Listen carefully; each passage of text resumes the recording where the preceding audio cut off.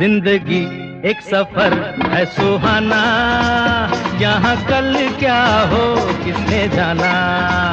जिंदगी एक सफर है सुहाना, यहाँ कल क्या हो किसने जाना। अरे ओले ओले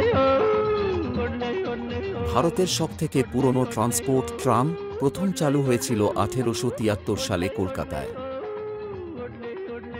ভারতের অন্যান্য শহরে ট্রাম বন্ধ হয়ে গেলেও 1902 সাল থেকে ইলেকট্রিক ট্রাম এখনো চলে আসছে।